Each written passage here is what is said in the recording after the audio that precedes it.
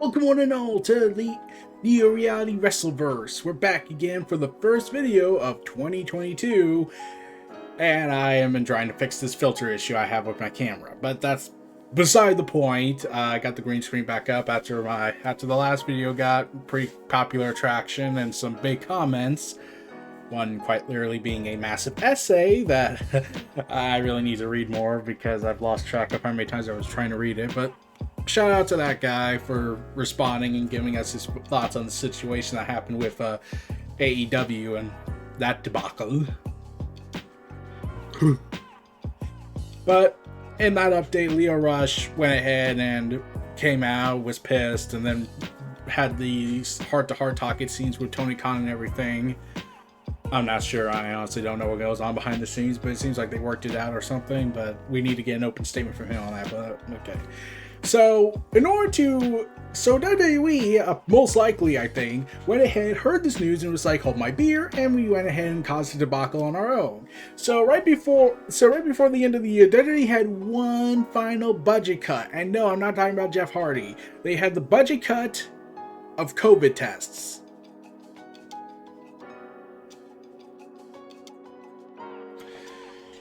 We're really back at this. WWE fired COVID testings.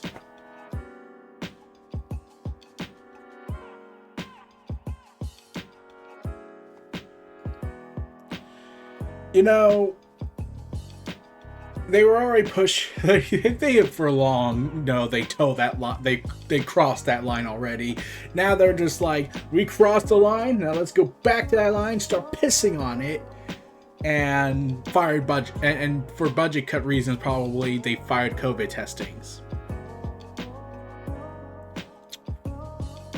So naturally, people were already counting the day when WWE would cause this massive screw up with this COVID testing restrictions, because everyone's guilty now in Vince's worldview.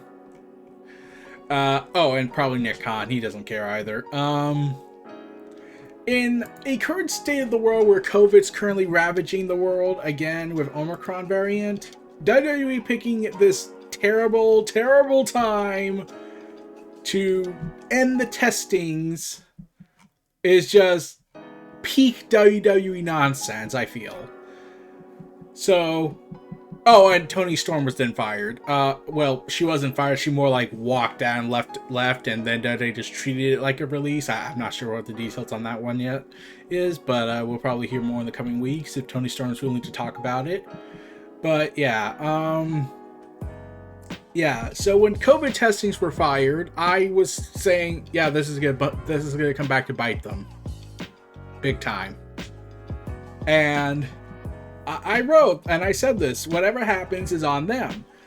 Like, that, and I also call them dumb, royally high on their own hype and stats mofos.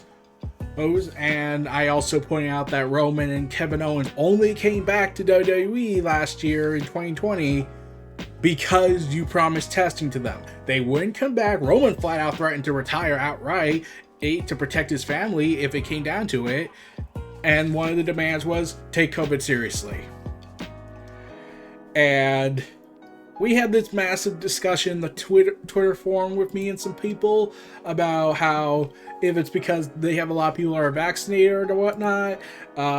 Mostly everyone's saying that still doesn't count because people even with vaccinations are still sick and the boosters only last temporarily after a period of time. But yeah, this was getting bad, like royally effing bad, and I knew this was gonna happen. I said, and I posted this video of Link Carter's review of World War Hulk, where I said, all of you, whatever happens next, never forget whatever happens next is on your heads, because this is on WWE's heads. Anyone gets sick and something happens to them, they're fucked. Well, WWE unknowingly caused a shitstorm now. Because now, WWE had their first big pay-per-view event already, day one, at the cost of TLC. Well, honestly, TLC should just be a special match, not a gimmick pay-per-view. But yeah, WWE got a story in about a few days Reports came out, WrestleVerse said that hopefully when WWE was reportedly having COVID concerns at Madison Square Garden, and then saying how the tests are currently, how this whole thing is kind of in this fluid state, but they're hoping that everything works out. Then WrestleVerse made a cryptic tweet saying, like, hopefully it never works out. Sadly, it never works out. Hopefully, regardless, or whatever like that. I was wondering, wait, what the hell happened? What the hell happened? And then reports came out that Roman Reigns tested positive for COVID. The guy who probably still healed and he is in remission. We don't know how the human body of his can handle. Okay, so I know people say that immunocompromises heals up, but it also depends on medical conditions and whatnot. Yada yada. We don't know Roman Reigns' medical condition history with leukemia and all that, other than what we've been told so far. But in terms of immunocompromise, we don't know anything about that as far as I'm aware of. Other than that, I was told, oh, it could last for 6 months, it could last for a year. Others could say, it depends on how the body is, and basically 99% predetermined fate on that front. So yeah, we had this huge problem with that. Roman got COVID. I just wrote, I warned them. I fucking warned them that this would happen. I fucking warned WWE. I warned Vince. Everybody on the Twitterverse, even the tribalists, I can guarantee you warned WWE that was a stupid idea. And now look, you just lost your biggest star for now. And after this, I even kept saying when they first announced the testings were done, when it came out where testings were basically gone, I was like, walk. Roman, just walk. You have nothing left here. You have done the tribal chief stuff. We don't know how you'll bounce back when you eventually have to lose that belt. We don't know how you can go forward. We can't imagine you being a face because you're so damn good as a heel. And everyone wants you to still be a heel because they want to boo you. And the tribal chief gimmick only works for so many people because he holds the title. Once he puts someone over, I'm hoping for a young lad who's going to get pushed big time for this, then it's over. Roman should just call it a career and go to Hollywood and do what he wants. He's already saying he's making moves. I'm pretty certain after this, I wouldn't be surprised if Roman walked. Because Roman came back because one of the demands he and Kevin Owens had was testing. And the fact Kevin Owens is still showing up on the show is a miracle for them. But yeah. So Brock and Roman got called off because of this in the middle of the afternoon apparently. And it was announced because, well, we have Brock Lesnar here. We can't really give our money back, even though we probably could just pay for his plane to go back, and then we could get our money back on that front and cover some of the costs. We're going to just put Brock Lesnar on the freaking main event of the WWE Championship and make it a fatal 5-way, pissing off Seth Rollins, the character, I bet, because he was promised a 1v1 with Big E, only to get Kevin Owens, then get Bobby Lashley, and now be told, oh, you're getting Brock Lesnar again. And I'm pretty sure Seth Rollins is now in that wide-eye meme state, like,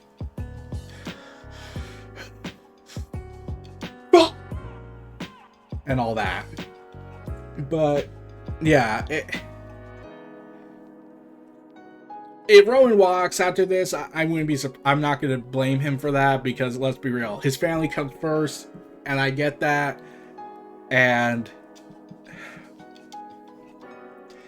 yeah, this whole situation just sucks.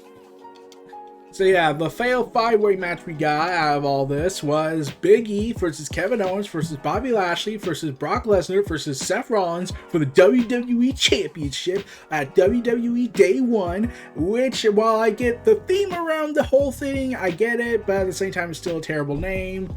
Just Day 1.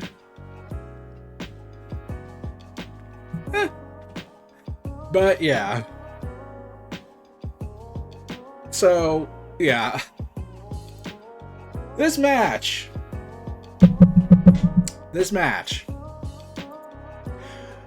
was less than 9 minutes.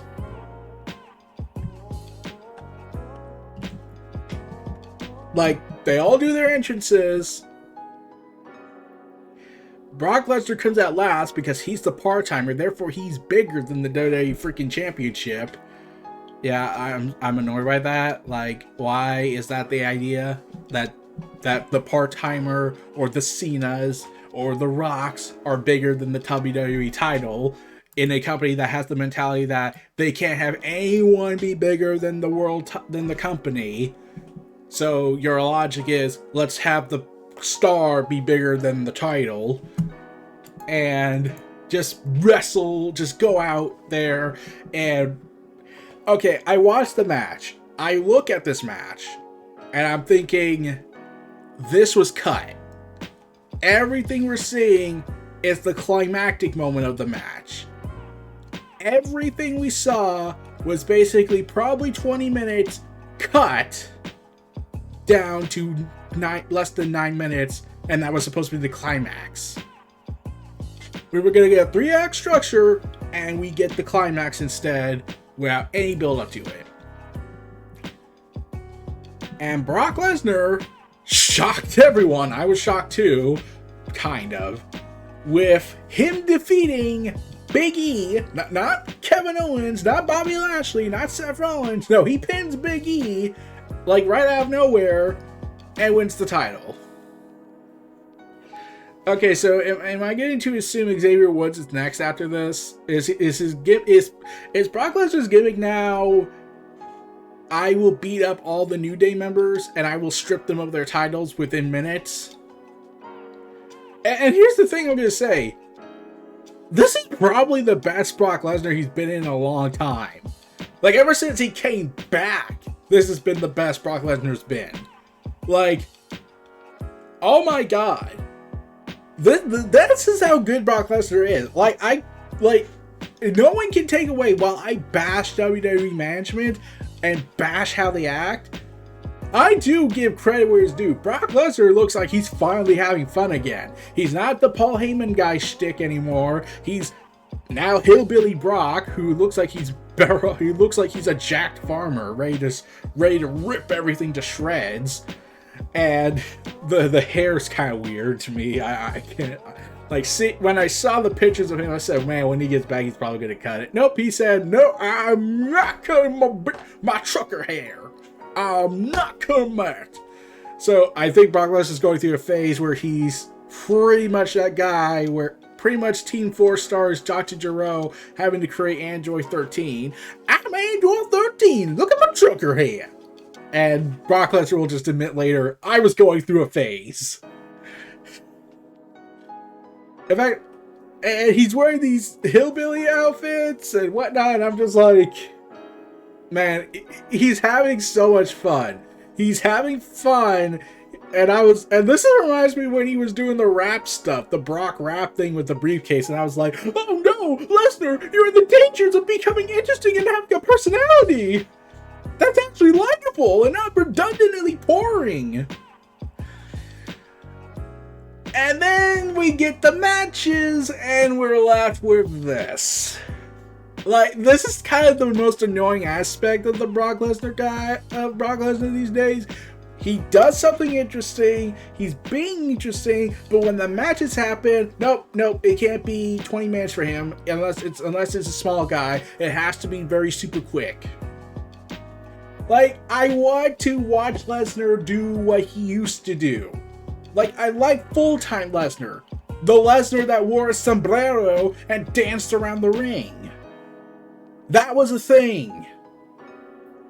I want that Lesnar doing we got that Lesnar doing it, but he's not wrestling the 20 minutes, the 30-minute matches. I look at Lesnar and I'm thinking, that's not the Lesnar that wrestled an hour-long match with Kurt Angle. And yes, I can say it. Yes, I get what people are going to say. They're going to say, well, he's older and he has to take it lesser. And I get that. But there are other ways you can still work a 20-minute match with this. I mean, like, Goldberg wrestled 11 minutes against Bobby Lashley in a no DQ. And that's somehow his best match, I heard. Which is saying a lot.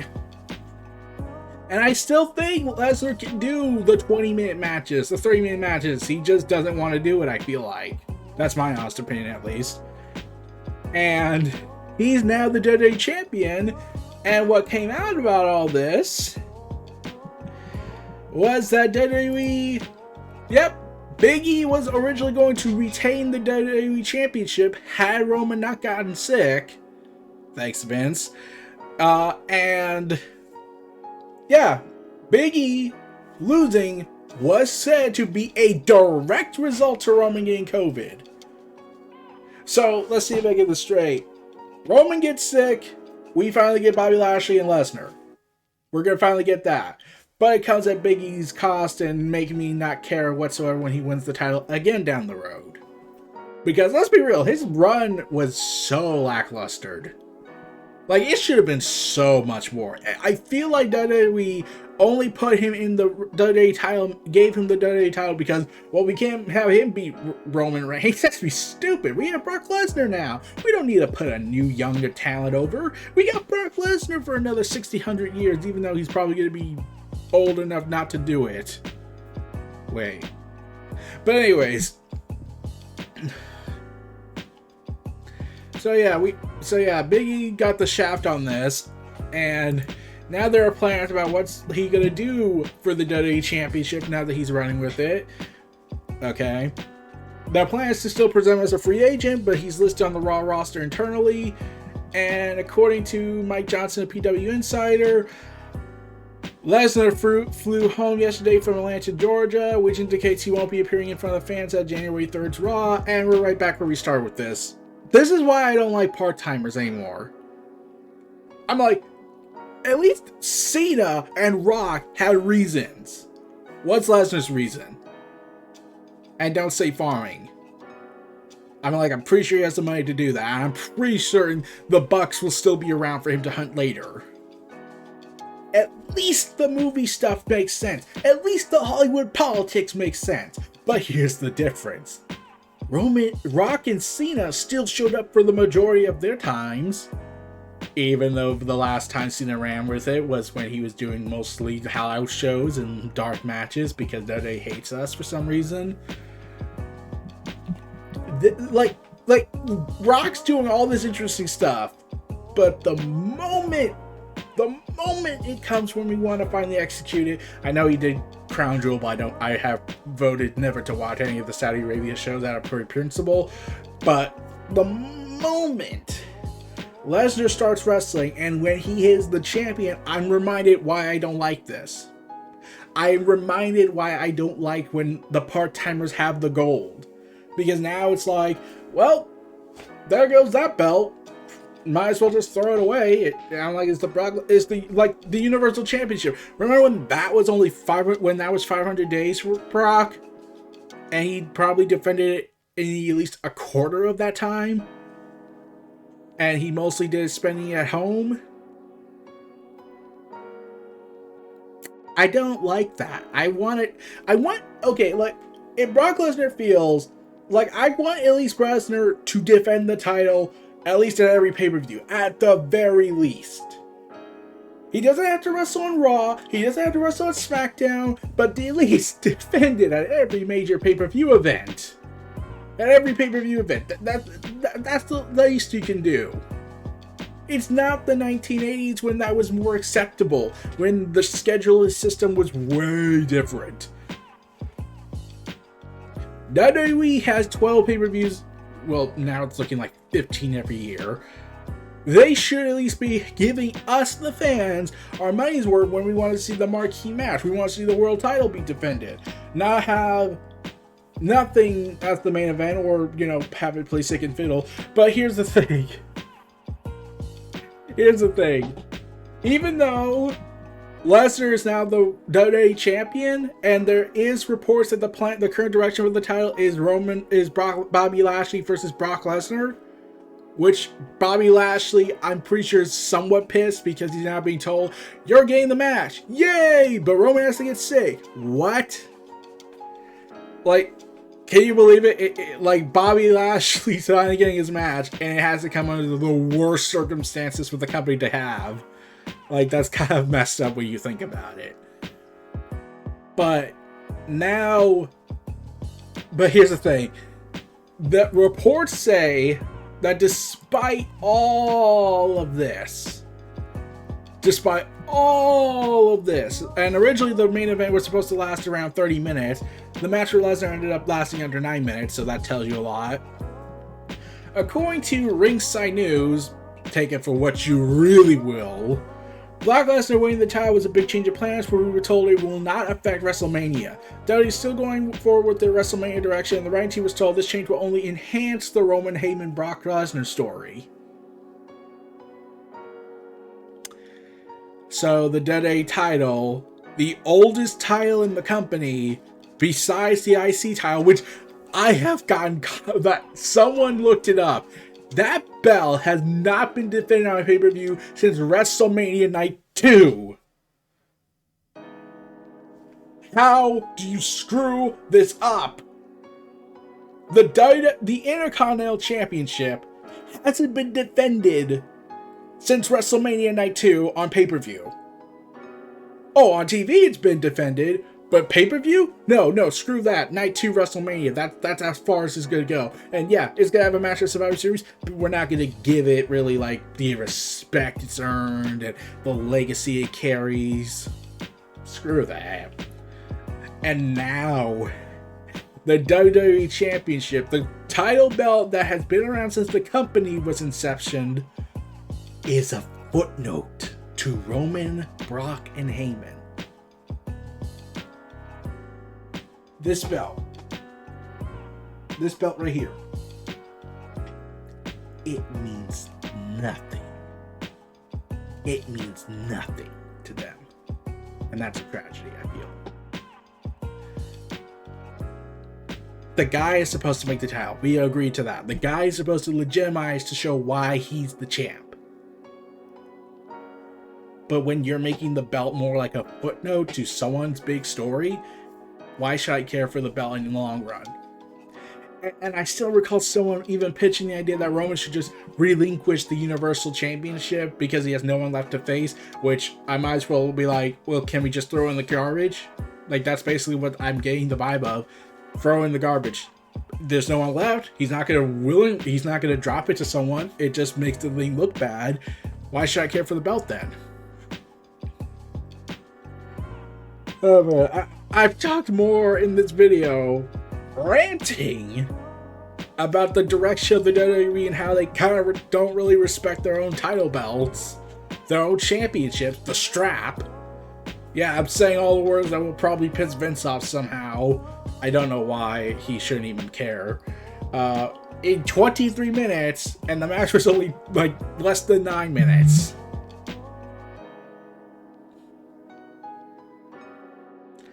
Like this feels like an encapsulation. This match and the politics surrounding it and the circumstances that led to it are all a microcosm bundled into one, encapsulating everything I love and everything I hate about the WWE these days. Because this match was fire. It is. It should have been longer. It's why I don't like part-timers as much as I used to, because Brock Lesnar makes part-timers dirty to me. It just makes me think, you got nothing else to do, do you? Even though I know Rock has reasons not to show up all the time, Cena has reasons not to show up all the time, they have Hollywood deals, they have TV deals, they have commitments, they have to go to these stuff, they can't put WWE first anymore like they used to. I don't know what Brock's reason is other than I don't like TV, or I don't like being full-time. Well, I'm pretty sure everyone on the freaking roster doesn't want to work full-time. I'm pretty sure they would love to have your schedule. But they can't because they're not you in your position. Except probably Roman. He's probably been exempt from it. Because he got to skip Madison Square Garden. He got to skip Hell in a Cell because, hey, it's Father's Day. That means I'm going to leave and go hang out with my kids.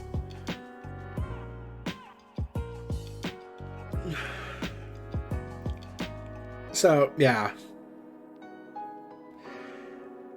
The story surrounding this match is more interesting than the story that built out to the original Fatal 4-Way match. Isn't that a thing?